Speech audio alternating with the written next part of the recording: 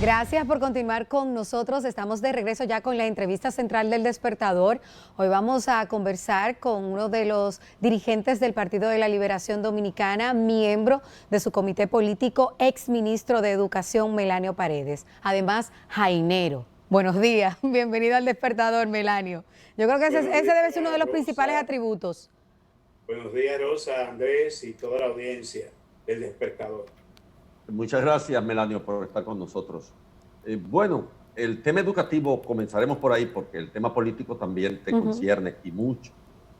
Pero, ¿qué crees tú del plan que ha propuesto el gobierno para tratar de enfrentar una verdadera desgracia para el sistema educativo? Porque el año pasado fue un año de muchas debilidades en lo que respecta a la culminación del año escolar.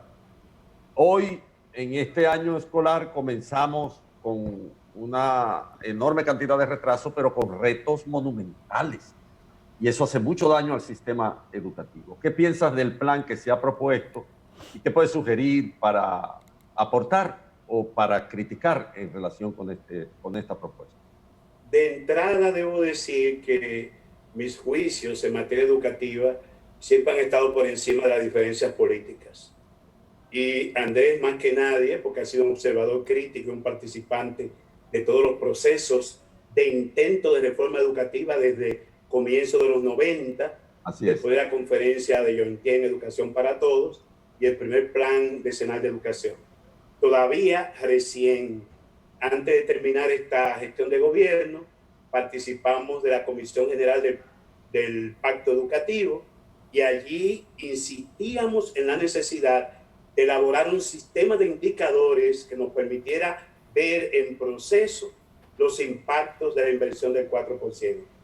Desde la firma del Pacto Educativo en abril del 2014 hasta la fecha, hasta la última reunión, fuimos reiterativos e incluso insistíamos en que si bien debíamos reconocer el gran aporte hecho por la gestión de Danilo Medina en materia de infraestructura y cobertura escolar, quedábamos a deber en materia de los rendimientos en los aprendizajes.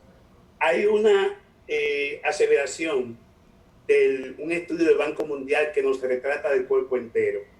Ese estudio del Banco Mundial dice que los niños latinoamericanos, al cumplir los 10 años, son incapaces de leer comprensivamente un relato simple.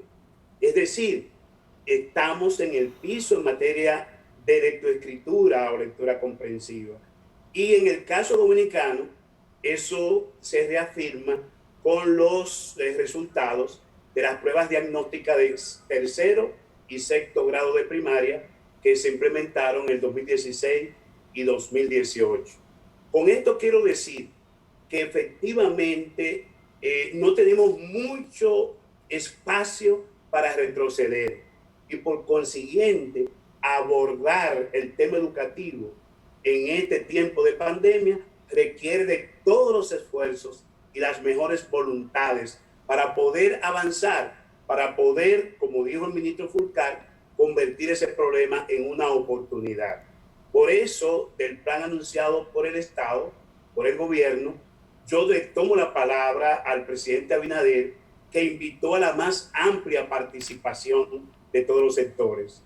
Y entiendo, y ahí tengo un reparo, que las consultas que hizo el amigo Roberto Fulcar, porque trabajamos por muchos años en la ADP, debió comenzar con una convocatoria al pacto educativo. Porque en el pacto educativo estamos todos y es época de construir consensos. Esta es una situación excepcional, crea tensión en todo el mundo. Nadie tiene la fórmula, la panacea. Aquí yo me voy con la máxima de Piaget, ensayo, error. Tenemos que ir viendo en el curso del proceso qué estrategias pueden ser efectivas y hacer las correcciones y los redireccionamientos correspondientes. Por eso, para mí, y la recomendación que doy es que es un marco general, una muy buena declaración de buenas intenciones, pero hace falta que vayamos poniéndole los broches a cada una de las iniciativas y que esto pueda hacerse con el concurso de todos y de todas. Melania, su opinión con relación a las declaraciones del nuevo ministro de Educación de que la anterior gestión no dejó nada preparado para el inicio del año escolar. Por ahí comienzo diciendo que la desgracia de nuestros esfuerzos en materia educativa están precisamente en la falta de continuidad de las políticas. E insisto, Andrés, que está ahí, es testigo de ello. Cada ministro viene con un librito. Y es lamentable que en una situación tan compleja como la que vivimos, partamos de cero. No. Esos estudios que se han estado haciendo por las buenas prácticas en tiempos de covidianidad nos dicen que los países que han tenido mejor desempeño en esta etapa, justamente en el año 19-20, que no concluye, ese año escolar se aprobó una promoción automática y dado los niveles de rendimiento que tenemos en materia educativa, eso es una desgracia, porque estamos promoviendo a los alumnos sin que tengan ya no el dominio de contenidos, porque no se trata de contenidos, se trata de unas competencias y unas habilidades que los alumnos en su plan de tareas, en sus pruebas, las evaluaciones sistemáticas que se hacen, deben mostrar que tienen el dominio de esas habilidades y esas competencias. Tuvimos que hacer una promoción prácticamente automática y entonces debíamos comenzar el año escolar 2021 con algún tipo de acción remedial de ese año pasado. Pero ellos dicen que ni siquiera los libros les dejaron impresos. Sí, un año escolar, todo lo que conocemos del sistema, se prepara 6 meses antes. Yo he dicho que un ministro de Educación se gradúa cuando puede iniciar con éxito un año escolar. En mi caso, en el 2008, yo encontré el año escolar preparado por la gestión de Alejandrina Germán. Me correspondió preparar el año escolar 2009-2010 y comenzamos 6 meses antes con los libros de registros. El libro de registro que al que se refería el ministro es un poco el acta de lo que ocurre en cada centro educativo en todo el país. Los sistemas de gestión de calidad dicen que tú tienes que documentar todo lo que haces. Eso es lo que nos permite tener trazabilidad en el sistema. Entonces, yo he tenido unas informaciones que me hicieron llegar los funcionarios salientes del ministerio que tienen que dar explicaciones del lugar. Son ellos que tienen que salir a defender lo que hicieron. Pero en esos documentos yo tengo un plan que fue presentado de un modelo semipresencial. El ministro debió decir, no estoy de acuerdo con ese plan, pero me fue entregado. Él fue designado por los twitters de Luis Abinader, del presidente Abinader, el 10 de julio. Y hubo más de un mes para examinar ese plan que presentaron las pasadas autoridades, que hablaban de un protocolo, hablaban de un modelo semipresencial y al mismo tiempo inventariaban lo que se ha hecho en entrega de artefactos, de equipos y de capacitación docentes. No me corresponde a mí defenderlo porque no fui funcionario del ministerio. Antes, al contrario, fui crítico en aquellos aspectos que entendía que debíamos mejorar. De todas formas, es una desgracia a partir de cero. Siempre es importante ver, como dice ese estudio del Banco Mundial, los desarrollos anteriores. Por ejemplo, ya he escuchado a algunos suplidores de equipos electrónicos decir que la radio educativa y la televisión educativa son medios tradicionales, un poco objetando. Yo quiero decir lo siguiente, hay buenas prácticas. Durante mi gestión, en la Regional 10 de Educación, que es la más grande del país, puede ser una especie de crisol, porque tiene áreas urbanas, suburbanas y rurales. Ensayamos el programa de bachillerato bilingüe y ustedes han entrevistado ahí a Juan Valdés, que dirige una empresa que manejó ese tema con nosotros. Dirigiendo esa regional estaba una directora de Poveda, no una dirigente política. Y le dimos todo el apoyo para que se pudieran allí trabajar pilotos en función de la visión que teníamos de la reforma educativa, y ese programa de bachillerato bilingüe tuvo como apoyo la radio educativa. Una vez me llamaron para interactuar con alumnos que hablaban con fluidez el inglés en base a ese programa. Pero al mismo tiempo también sabemos de los éxitos de Radio Santa María. Y en México hoy se está utilizando la televisión educativa como una alternativa por la imposibilidad de que tengamos acceso a Internet en poblaciones remotas y con el suficiente ancho de banda para vehicular contenido. Yo me envié una carta al ministro y la envié también a la presidenta del ADP, señalando que tengo en mi poder materiales audiovisuales interactivos que pueden ser perfectamente aprovechables. Se hizo un estudio de la frecuencia cultural de Radio Televisión Dominicana para poder utilizar la televisión. Casi el 100% de los hogares dominicanos llega a la televisión. Tendríamos que mejorar una señal de alta fidelidad. En nuestro caso, incluso llevamos plasma a las escuelas, porque tú puedes perfectamente un ensayo de biología, química, física, presentarlo en una clase modelo de ciencias o de matemáticas, y eso puede ser de ayuda tanto para los docentes como facilitadores como para los propios alumnos. Lo importante es ver los desarrollos anteriores y no partir de cero, porque insisto, nadie tiene en sus manos la panacea para resolver este problema educativo. Así es, yo leí anoche un informe de los países OCDE sobre el año escolar pasado. Analizaban Inglaterra, España, Italia y creo que uno de los Países Bajos, ahora no recuerdo cuál. El resultado general del informe de los países OCDE en lo que respecta al año escolar pasado es que no se aprendió, que no se pudieron transmitir en esencia las competencias derivadas de los niveles en los cuales cursaban los diversos estudiantes de los diversos países. Así es. Yo, viendo la hibridez del sistema propuesto, que además no puede ser de otra manera, ni tampoco podemos dejar pasar otro año en el que los estudiantes estén desvinculados del sistema educativo, porque el resultado social de eso puede ser muy perjudicial, pero muy perjudicial.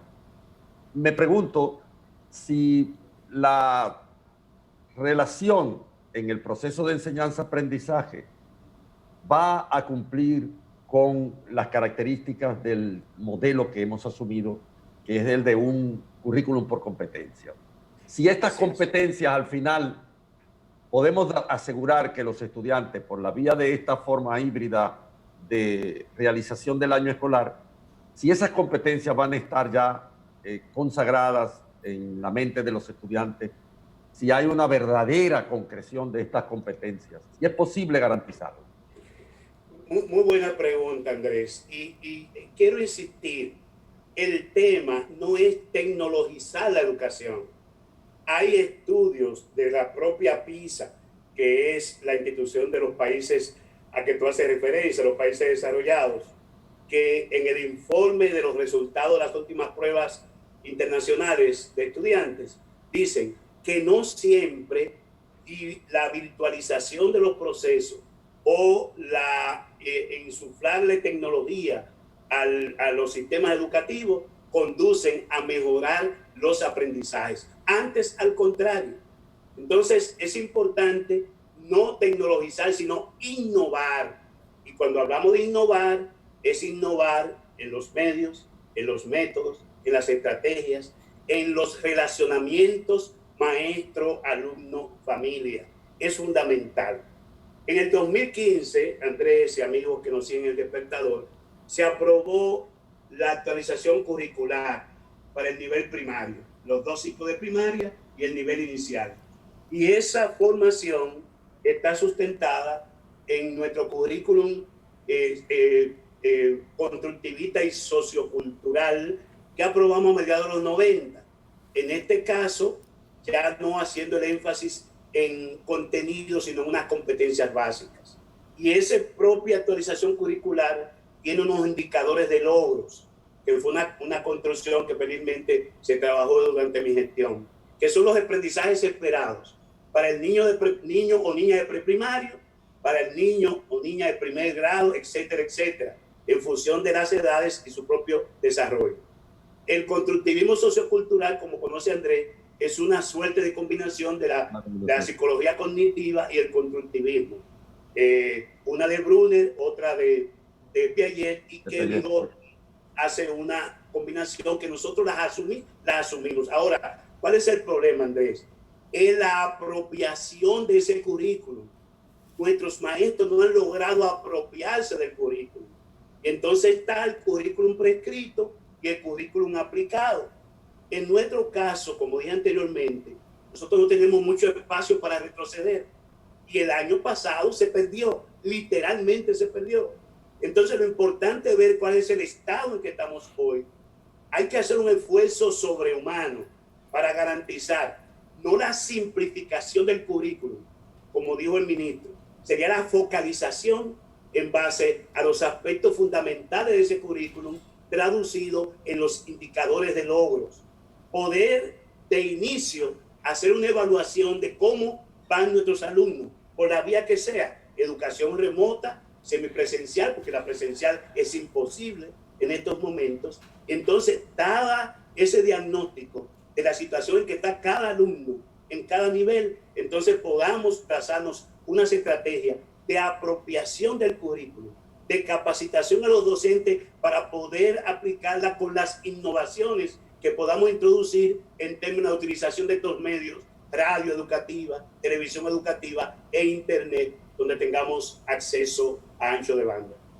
Melanio, ¿cómo ve usted las denuncias ya con su partido en la oposición por nuevos funcionarios de esta administración de compras irregulares, de nóminas abultadas? Incluso ayer aquí en El Despertador en primicia revelamos la situación de William Pérez Figuereo, quien estaba en un decreto emitido por el presidente Danilo Medina como subdirector de la ONSA, cuando él nunca fue informado y se enteró por la destitución por parte del gobierno actual. Todas esas denuncias en contra del gobierno de su partido, y vemos que no sale nadie al frente del Partido de la Liberación Dominicana ante todas estas denuncias. El Comité Político del Partido de la Liberación Dominicana, en su sesión del principio de agosto, en que fueron escogidos los cuerpos directivos de nuestro bloque parlamentario, abordó el tema de la situación política actual. Nos acogimos a lo que es una tradición, y es dejar que en los primeros 100 días el gobierno pueda formular e iniciar su política de gobierno, sus iniciativas de políticas públicas. Y por ello no hay en los medios de comunicación una presencia activa de los dirigentes del liderazgo del Partido de la Liberación Dominicana. Sin embargo, yo he dicho, lo sostengo, una posición de Melanio Paredes, que cada funcionario, cada servidor público, en el momento que acepta su designación, está expuesto a los cuestionamientos y poder dar las informaciones y las aclaraciones del lugar. Y para eso no hay que esperar los 100 días. Entiendo que debe examinarse todo lo que fue la gestión anterior, que los funcionarios están obligados a rendir cuentas, y si se cometieron irregularidades, indelicadezas o actos dolosos, tengan que responder por ello. Yo pienso que es un momento de adecentar la vida pública nacional. Pero también hemos dicho, y el caso de Bre fue típico, que donde hay corruptos, políticos corruptos, hay también empresarios corruptores. Y que si queremos eliminar del ADN nacional esa vocación a la corrupción, tenemos que atacarla de manera integral. Fui de lo que saludé la designación de Emilia Germán como Procuradora General de la República, porque es una magistrada fuera de toda discusión, salvo cualquier sectarismo, de que conoce la Judicatura Nacional, es una persona con la competencia y la integridad para impartir o intentar impartir justicia independiente. Naturalmente que una golondrina no hace verano, y ella tendrá que articularse con el resto de la Judicatura Nacional, tanto el ámbito de la Procuraduría como el ámbito de los jueces. Pero es importante porque sabemos que con Emilia Germán no habrá populismo penal, habrá cuidado y respeto al debido proceso. Justamente una de las cosas por la que se dice cayó en desgracia fue el cuestionamiento que hizo del expediente de Odebrecht y señalaba que tenía tantas fallas que cuando se conociera el fondo podía caerse y eventualmente tuviéramos inocentes presos o culpables sueltos. De manera que para mí, en el caso de los compañeros de mi partido que ejercieron funciones públicas, están obligados a rendir cuenta de sus actos. Y para eso no hay vaca sagrada. Nosotros entendemos que sí, que es importante. Y qué bueno, porque también eso es aleccionador. Nosotros no vivimos en Marte y sabemos que este gobierno tiene funcionarios con una práctica pasada. Y es bueno, como dijo el propio presidente Abinader, que este sea un mensaje a los pasados y a los nuevos funcionarios. Pero también hacia adentro del partido debe ocurrir algo. Uno se pregunta, por ejemplo, qué ocurre en países civilizados, donde la concepción patrimonial del Estado no funciona, sino que hay instituciones. Y los partidos políticos, por ejemplo, no tienen que ver con la corrupción particular de un funcionario. Él tiene que responder por sí mismo en la justicia. En los Estados Unidos, el Partido Demócrata puede tener corrupto, etcétera.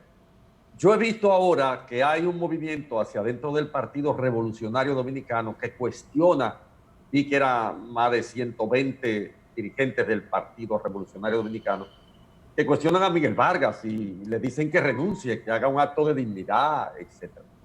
¿Qué puede ocurrir hacia un partido hegemónico, un partido Estado? Porque en un momento determinado era un partido Estado, es decir, un partido que manejaba todas las instancias institucionales del país, o casi todas. Algo tiene que ocurrir en términos de renovación, de autocrítica. ¿Ustedes no piensan en una autocrítica pública como un partido de tanta trascendencia que súbitamente le pasaron una factura histórica? Algo tiene que ocurrir, piensa uno, hacia adentro de un partido que era tan monolítico, tan hacia adentro, que había creado incluso una filosofía del comesolismo, etcétera.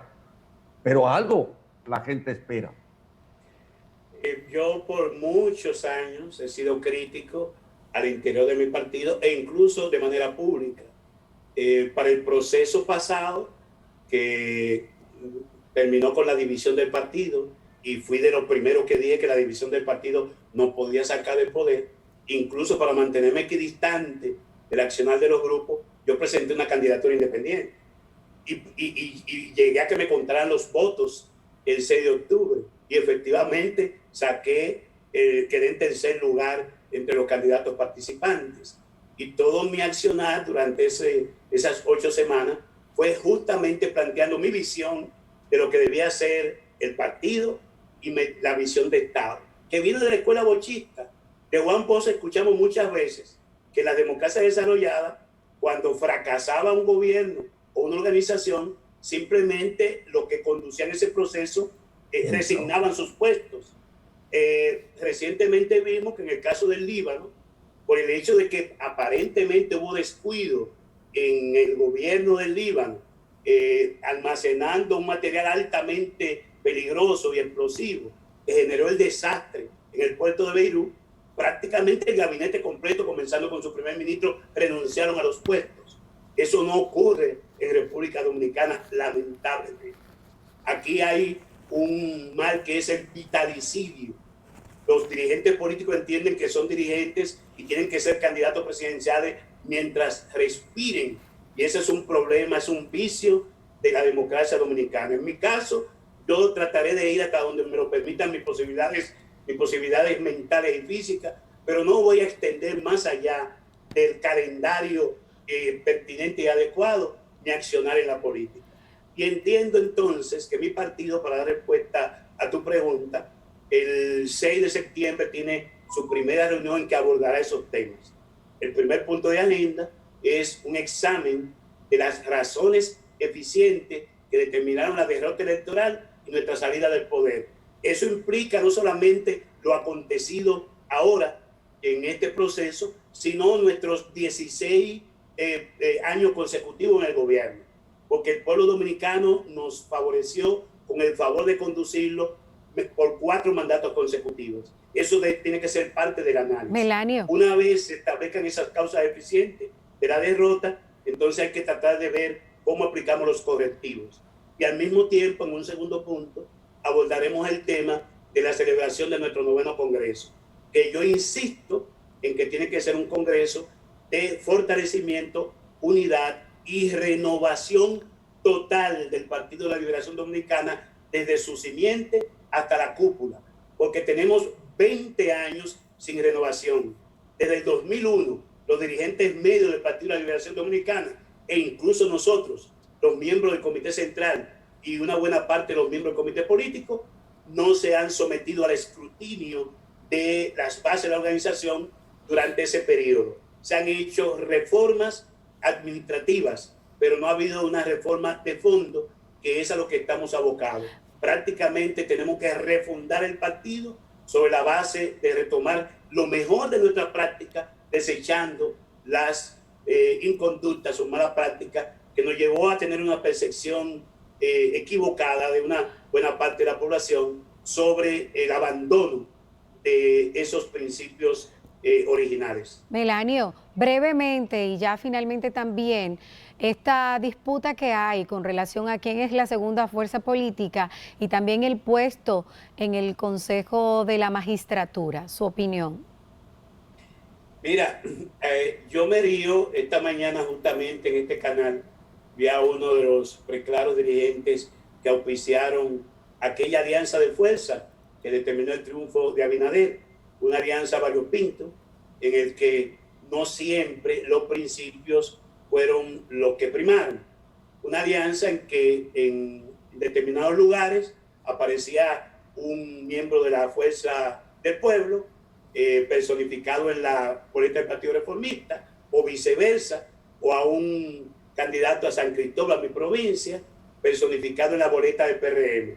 Ahora hay un debate en relación a la recomposición de fuerza que no busca precisamente un tema de abordar temas cruciales que tiene que conocer el Senado y el Congreso, como coherenciar la ley de régimen electoral y la ley de partidos con muchísimas contradicciones y ambigüedades, darle salida al tema del Código Penal, darle salida al tema de la propia ley de educación que tiene que ser ya reformada, revisar la ley de la seguridad social. No, lo que se está hablando es de la recomposición del Consejo Nacional de la Magistratura. Y esto riñe con la declaración y los primeros pasos que ha dado el presidente Abinader de una justicia independiente. ¿Para qué quieren los antiguos compañeros seguidores del expresidente Fernández tener un miembro en el Consejo de la Magistratura? ¿Para qué quieren los remanentes del reformismo, balaguerismo, tener un representante en el Consejo de la Magistratura? Evidentemente que allí habrá una fuerza importante todavía que respondió a quienes fueron designados en la gestión de Danilo Medina e irrumpe una representación del PRM, y parecería que esas fuerzas emergentes que fueron aliadas al PRM están optando por ser el ente decisivo y sobre esa base buscar canonjías y privilegios. Ojalá y esto no ocurra. Simplemente la voluntad popular estableció quién es primera mayoría en República Dominicana. En términos electorales lo fue el Partido Revolucionario Moderno, que obtuvo en términos individuales como partido alrededor de un 42% de los votos, y segunda mayoría el Partido de la Liberación Dominicana, que en términos individuales y sin alianza obtuvo alrededor de un 33% de los votos. Los demás, ninguno llegaron a un 5%. Que se dejen de mojiganga y respeten la voluntad popular. De manera que del Senado debe ir el presidente del Senado. Qué bueno que sea un hombre como Eduardo Estrella, que aun cuando no es del PRM, representa esa alianza que ganó las elecciones, y un senador del Partido de la Liberación Dominicana, conforme lo arrojó los resultados que oficializó la Junta Central Electoral, no como producto de componendas, de conciliábulos o retruécanos, como ha estado aconteciendo en las últimas semanas. Gracias, Melanio, por estar con Muchas nosotros en la gracias. entrevista central del día de hoy. Estuvimos conversando con Melanio Paredes, exministro de Educación, miembro del Comité Político del Partido de la Liberación Dominicana, ex precandidato a la presidencia también por ese partido. Gracias por estar con nosotros en este miércoles 26 de agosto. Bueno, y finalizando la entrevista central de este miércoles, nosotros hacemos un paréntesis en todo el contenido del Despertador, porque hoy es un día bastante triste para nosotros. Es el último día de Andrés L. Mateo como parte del staff del Despertador. Andrés tiene más de 3 años y es un 6 verdadero años. maestro. ¿Cuántos? En el Despertador tengo 6 años, 7 No, años casi. no, Andrés, por Dios, está como el dólar usted, son como 4 años. Había otras personas antes que no han pasado 6 años todavía, como 4 años, ¿no? Después te digo. Ah, bueno, Pero vamos a son sacar la 6. cuenta, pero no importa, Andrés, el tiempo que usted ha pasado por aquí, por el Despertador, ha dejado una huella entre todos y cada uno de nosotros, sus compañeros. Yo ya la semana pasada manifestaba mi admiración a usted, no solamente porque usted está copado de luces intelectuales, Andrés, sino porque usted es un verdadero caballero, respetuoso, solidario. Usted, sin importar su nivel intelectual aquí en el Grupo SIN, siempre ha sido respetuoso con todos y cada uno de nosotros, receptivo. Por ejemplo, en mi caso, que soy quien coordino y produzco el programa, a pesar de que soy menor que usted, ¿no? Por unos cuantos añitos, no tanto, ¿verdad? Y de que tengo mucho menos experiencia que usted, siempre ha sabido escuchar y entender y aceptar con respeto cada una de las directrices que le damos aquí en la producción. Yo le agradezco de manera particular su presencia durante este tiempo que ha estado con nosotros, porque ha sido de total aprendizaje.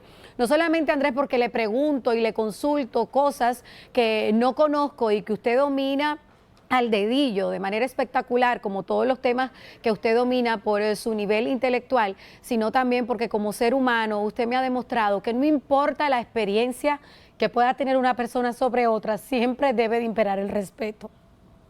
Bueno, muchas gracias. Yo me voy del Despertador, pero no me voy como decía el anuncio de la muchacha aquella. Y una de las cosas que me satisface más es haber compartido con todo el personal de SIN, a ver crecer a Rosa. Yo la he visto crecer aquí en este espacio y la hemos visto crecer todos. Pero además, mi experiencia con Fernando Hasbuna, a quien agradezco. Yo he hablado aquí con toda libertad durante todo este periodo, que tiene ya bastante tiempo. Y he participado de los programas. Compartir con Alicia es un lujo. Alicia es no solo una mujer de televisión, es un ente pensante, puntillosa, aguda, penetrante. Ha producido los textos de investigación que la televisión dominicana va a tener como referente histórico, casi sin ninguna duda, porque esos referentes de investigación han sacado a la luz podredumbres que el pueblo dominicano no debe repetir jamás. Yo me vanaglorio de haber estado al lado de ella, he aprendido mucho con Fernando, con quien discuto, con quien hablo, y he sido una persona libre. Yo me siento ser un libre pensador, y lo he sido en la práctica, lo he sido en mis libros, en mis intervenciones públicas, un libre pensador.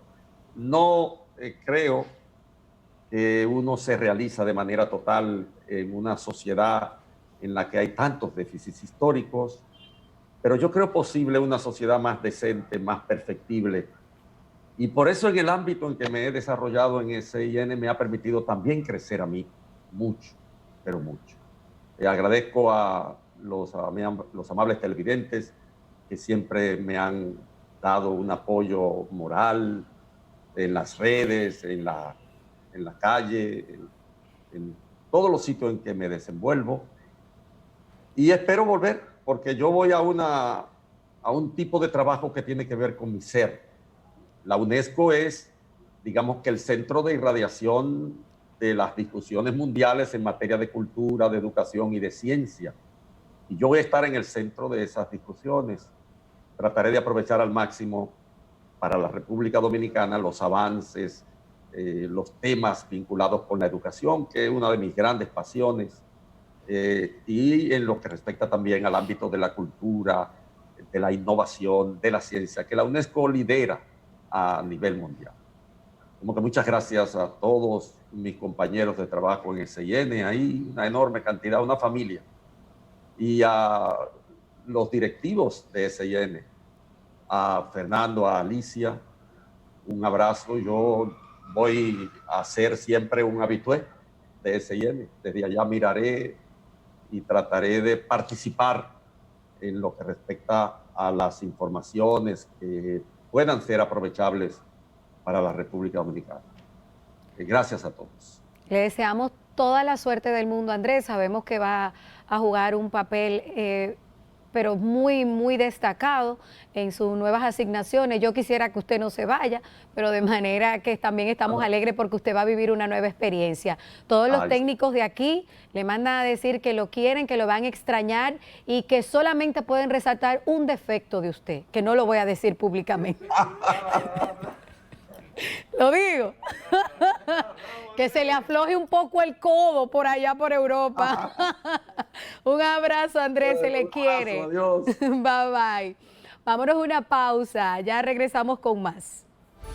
Asociación Cibao de Ahorros y Préstamos presentó